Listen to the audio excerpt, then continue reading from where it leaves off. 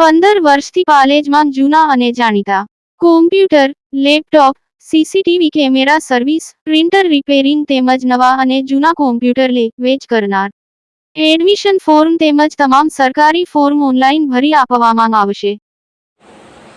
High tension લાઇનના ટાવરો ઊભા કરાયા છતાં ખેડૂતોને વળતર નહીં મળતા રોષ. અણખી, જાફરપુરા, વાવલી સહિતના ગામોના ખેડૂતોની વળતરની માંગ.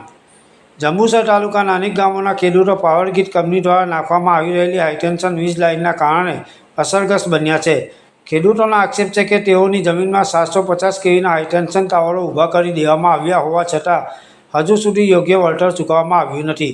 જંબુસર તાલુકાના અણખી, જાફરપુરા, વાવલી તેમજ જંબુસર સહિતના અનેક ગામોના ખેડૂતોના ખેતરોમાંથી વટામણથી નવસારી તરફ જતી પાવરગ્રીડની વીજ લાઇન પસાર થઈ રહી છે.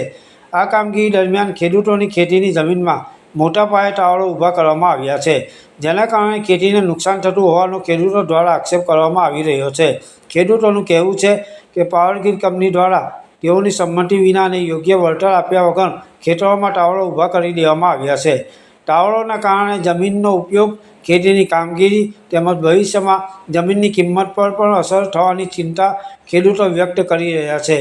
અસરગ્રસ્ત ખેડૂતોની માંગ છે કે સરકાર અને પાવરગ્રીડ કંપની દ્વારા સ્થળ પર સર્વે કરી ખેડૂતોને નિયમ મુજબ યોગ્ય વળતર આપવામાં આવે તેમજ ખેતીને થયેલા નુકસાનનું પણ વળતર ચૂકવવામાં આવે એવી ખેડૂતો દ્વારા માંગ કરવામાં આવી છે. પાલેજ ટાઈમ્સ, ભરૂચ.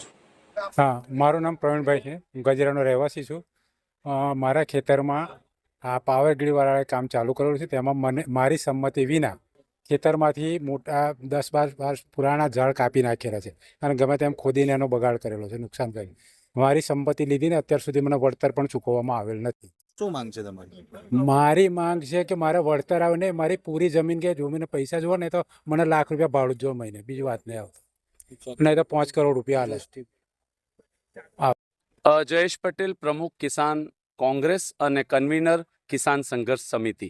આજે અમે જંબુસર તાલુકાના અણખી, વાવલા અને જાફરપુરા ગામે આવ્યા છીએ. વટામણ, નવસારી, અમદાવાદ સાઉથ ઓલપાડ, વડોદરા સાઉથ ઓલપાડને લઈને ટાવર લાઇનને લઈને ખૂબ મોટા ખેડૂતોના પ્રશ્નો છે. અમને રજૂઆત કરવામાં આવી. અમે આજે આવ્યા અને કાયદાથી એમને માહિતગાર કર્યા અને આવનારા દિવસોમાં જે કોઈ આંદોલન થશે એમાં એ લોકો સામેલ થઈને પોતાના હક અને અધિકાર માટે લડવાની અમને ખાતરી આપી. બરાબર. ગામ મારું અણખી છે અને મારા ખેતરમાં ટાવર આવે છે. મારી માંગ ખાલી એટલી જ છે કે 2 કરોડ રૂપિયા મારે લેવાના છે, નહીં તો તમે મને દર મહિનાનું ભાડું 50,000 રૂપિયા આપો. આ જ્યાં સુધી મારા ખેડૂતોને નહીં મળે, મારા ગામના ખેડૂતોને જ્યાં સુધી આ વળતર નહીં આપે ત્યાં સુધી હવે અમે આગળ કોઈ કામ થવા નહીં દઈએ અને આના માટે અમારે જે પણ પ્રયાસો કરવા થાય એ અમે કરવા તૈયાર છે બધા ખેડૂતો. કેટલું નુકસાન થાય છે અને તમને કઈ રીતના જાણ કરો? નુકસાન એટલું બધું છે કે એની કોઈ વાત જ નથી થાય એવી. નુકસાન આ લોકો જે ખેતર 2 વીંગાનું ખેતર હોય તો આખું ખેતર પતી જાય છે. આજે અમારા ત્યાં આગળ એક જણને ખેતરની અંદર 150 આંબા છે, પછી ઝાડ છે, એ પૂછ્યા વગર આ લોકોએ કાપી કાઢ્યા છે. અમને કોઈ જાતની જાણ કરી નથી. રાતે આવીને કાપી જાય, દિવસે આવીને કાપી જાય છે. એમની તાનાશાહીથી પોલીસ બંદોબસ્ત બેસાડીને દાદાગીરીથી આ બધા કામ કરેલા છે. અમને બી ધમધમકી આપેલી છે કે ભાઈ પોલીસ પ્રોટેક્શન લાવીને અમે આ બધું કામ કરીશું, પણ અમે પીછેહટ ક્યારેય રહેવાના નથી. અમે બધા ખેડૂતો હવે એક થઈને માંગ અમારી એટલી જ છે, કાં તો તમે અમને 50,000 રૂપિયા ભાડું નક્કી કરો, કાં તો પછી 2 કરોડ રૂપિયા તમે અમને આપો. બસ અમારી આ જ માંગ છે. અને જો આ માંગ તમે અમારી પૂરી નહીં કરો તો અમને અમારી રીતના કેવી રીતના અમારે આ વળતર લેવું છે, થાંભલા કેવી રીતના પાડવા છે, એનું બધું જ અમારી પાસે છે અને અમે બધા ખેડૂતો એ બાબતે તૈયાર છે.